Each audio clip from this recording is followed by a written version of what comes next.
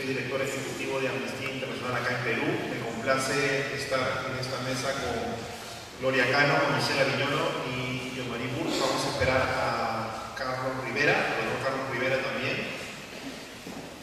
Agradezco la presencia de ustedes. Quedo con ilusión aún que lleguen más personas para poder hablar sobre la situación de los desaparecidos y desaparecidas en nuestro país. Una situación lamentable, de injusticia, y Amnistía Internacional desde hace tiempo, pues desde hace muchos años viene trabajando para poner fin a las desapariciones forzadas y también garantizar verdad, justicia y reparación a las víctimas durante el periodo de los 80 y 90. Este año hemos querido, como organización, junto con otras organizaciones, dar un paso más para que el Estado peruano reconozca las competencias del Comité de la ONU en el marco de la Convención contra la Desaparición Forzada. Tal vez eso suena un poco abstracto, teórico, por eso justamente estamos tratando de montar este tipo de mesas para poder acercar esta temática al ciudadano, a la ciudadana, para analizar los desafíos que tenemos frente a la situación de desaparecidos y desaparecidas en el Perú. Bien, el día de hoy, segundo día de mesa, de conferencias, vamos a hablar sobre el contexto de la judicialización de los casos de desaparición forzada en Perú y los riesgos de los defensores y defensoras de derechos humanos. Vamos a iniciar la primera ponencia por parte de la doctora Gloria Cano, de la Asociación Pro Derechos Humanos.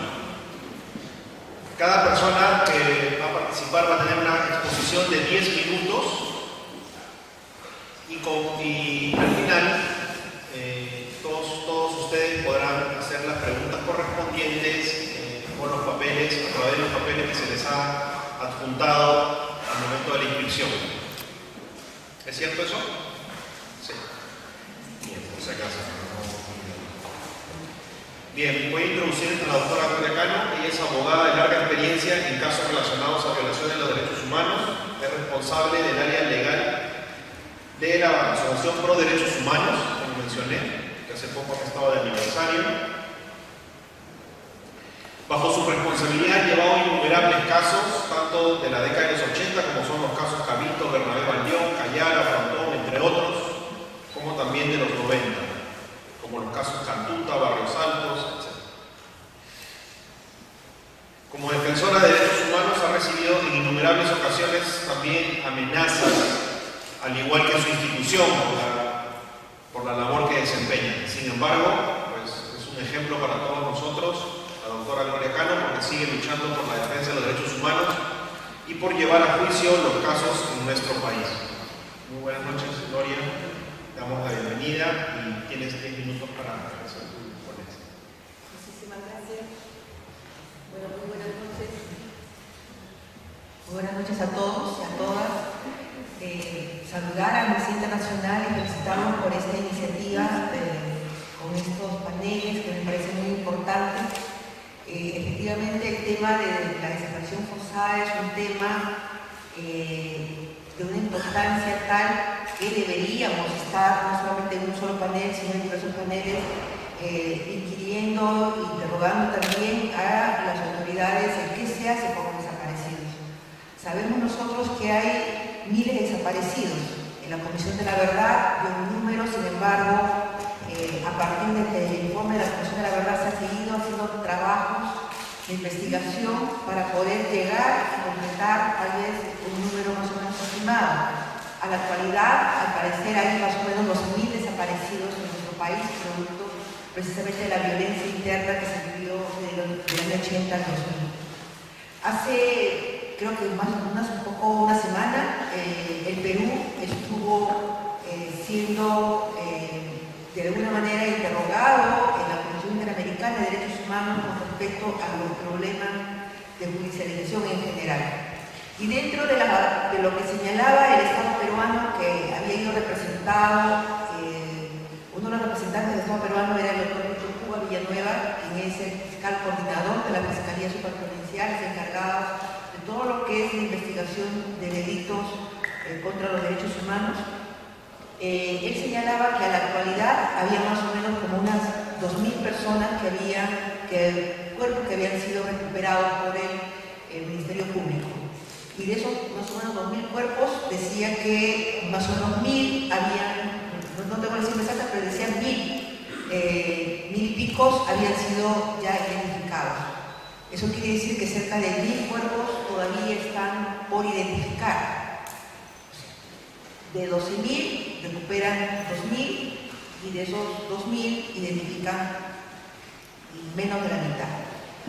Y eso a mí me parece una cifra que no es alentadora como la presentaba, sino por el contrario, una cifra cuestionadora, porque efectivamente el Estado peruano no tiene una visión estratégica de qué hacer con el problema de los desaparecidos, qué respuesta dar a los familiares sobre la desaparición. Y mucho menos tiene una respuesta a los familiares en el sentido de decir qué pasó con su desaparecido, qué es lo que ocurrió, cómo que ocurrió, por qué se dieron las órdenes, quién dio las órdenes y sancionar a los responsables de esas personas. Nosotros tenemos muchos casos, APRODE principalmente trabaja en Lima, Ayacucho y Apurímac. Y en Ayacucho nosotros hemos hecho varios trabajos, pero también hemos cuestionado a los fiscales y en una de estas hemos solicitado a la Fiscalía de Ayacucho que nos informe cómo está el tema de la investigación. Habíamos conocido de que se habían iniciado archivamientos provisionales de los casos, pero que ya habían pasado a ser archivos definitivos. Y la sorpresa que nos dábamos es que incluso por cada expediente, por cada investigación, por cada denuncia archivada, era un punto adicional a favor del fiscal. Tanto es así que el fiscal que más casos archivó recibió al final del año un bono económico por la gran labor que ha recibido. Porque en la Fiscalía la producción no es por caso solucionado, no es por caso de investigación exitosa, sino por resoluciones que emiten. Nosotros solicitamos a esta Fiscalía que nos diera la cifra exacta de los casos que tenían, cuántos habían sido archivados y cuántos habían sido promovidos a una acción judicial. En una Fiscalía, 233 casos habían sido archivados provisionalmente. Archivados definitivamente 213, es decir, 446 casos habían sido archivados. ¿Cuántos habían sido formalizados en una denuncia penal? 21. En la otra Fiscalía, archivo definitivo 411, archivo provisional 246. ¿Cuántos casos habían sido formalizados? 81. En la tercera Fiscalía había sido archivo definitivo 128, archivo provisional 104, formalización de denuncias 11.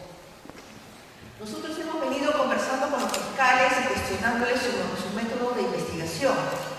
La Comisión de la Verdad, cuando investigó, por ejemplo, el caso Cabitos, hizo una investigación de acuerdo a un patrón. Encontró un patrón de desaparición, de ejecución y de tortura en los años 83, 84. Y ese caso lo presentó al Ministerio Público.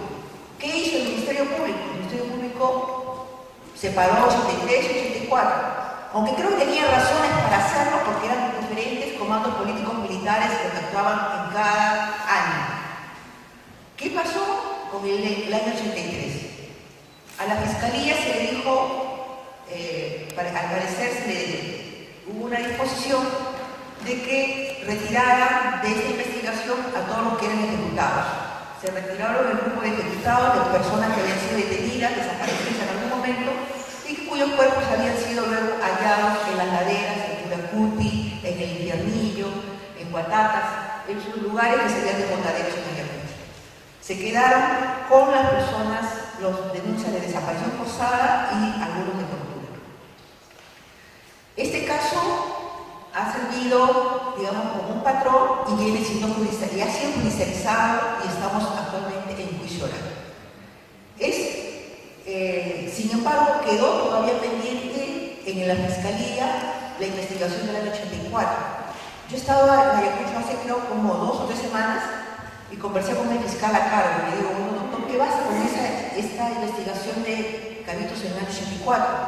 Me dice, todavía falta. Digo, doctor, disculpe, ya tiene 10 años de investigación preliminar, porque se cumplieron los 10 años del informe y con el informe se entregó a la Fiscalía esta investigación, donde estaban el nombre de los desaparecidos, las personas que habían sido ejecutadas, estaba la cadena de mando que había logrado confeccionar la Comisión de la Verdad y se les había entregado. Usted tendría que judicializar. ¿Qué es lo que están haciendo los fiscales? En algunos casos, de los casos que tienen 3, 4 casos que van siendo, recuperan el cuerpo, entonces lo sacan del caso patrón y lo judicializan individualmente. Lógicamente, cuando llega el Poder Judicial dicen, bueno, es un caso en todo el año 85. Entonces, no es una situación sistemática, es un caso, un asunto, digamos, de un exceso de alguien, porque no se ha probado que haya sido un patrón sistemático. Y eso es lo que estamos cuestionándoles a los fiscales, que si ellos no separan y descubren el patrón que se ha confeccionado, las investigaciones individuales no tienen futuro. Actualmente se han logrado identificar algunas personas que estuvieron detenidas, desaparecidas y cuyos cuerpos han sido hallados en la hollada o al interior del Cordero Los Cabitos y que fueron recuperados en estos casi 100 cuerpos que se recuperaron en la hollada y al interior del Cordero Los Cabitos en las exhumaciones que se han realizado. Nuevamente el cuestionamiento a la Fiscalía, que está esperando para judicializar si tiene 90 denuncias de desaparición forzada y acaba de hallar 3 personas del año 84 dentro de esos cuerpos, en las mismas circunstancias que el resto de personas. Podría judicializar el patrón completo, los 90. ¿Por qué separarlos? Sin embargo, no hay una estructura y no hay criterios en la Fiscalía, o tal vez los hay para destruir tal vez el patrón y destruir la posibilidad de llevar el caso a un buen juicio. Y lo que están haciendo es separar ese patrón y simplemente tratar de que esos casos el resto de casos no conduzcan a nada. Nosotros hemos hecho un serio cuestionamiento a la Fiscalía y estamos pidiendo que el fiscal coordinador sea una persona que tenga capacidad y facultad para poder ordenar estas fiscalías como lo hay en otros países. Una fiscalía que pueda tener los datos necesarios para poder judicializar estos casos. Sabemos que, por ejemplo, la primera fiscalía en Ayacucho tiene información importante de los jefes de las bases militares, algunos documentos que logró obtener del Ministerio de Defensa de esos años. Pero ¿qué pasa con las otras fiscalías? No se las quiere dar a la otra fiscalía. Y la otra fiscalía vuelve a acusar el oficio al Ministerio de Defensa y ahora sí le dice que ya no tiene, porque ya saben para qué se va a usar. Cuando podrían utilizar el mismo documento que tiene la primera fiscalía o que tiene la segunda fiscalía. Es decir, no hay una organización tal que pueda llevar una investigación eficaz. No hay una organización al interior, no hay criterios para poder investigar. Nosotros hemos tenido diversas experiencias de casos de desaparición forzada. Hay algunas que han sido, digamos, dentro de lo que cabe, no voy a decir exitosas, pero creo que de alguna manera se le dio respuestas a la familia, ¿no? En el caso de Santiago Gómez Palomino, por ejemplo, que es un caso que justamente recordábamos hace unos minutos, que fue detenido, desaparecido por el grupo Colina y que fue enterrado en la calle de la China. Ha pasado tanto tiempo, nosotros, junto con algunos amigos de Forense como el EPAC y incluso también con el Instituto de Medicina Legal, casi se peinó la zona de la calle de la China y no se hallaba el cuerpo. El caso fue a la comisión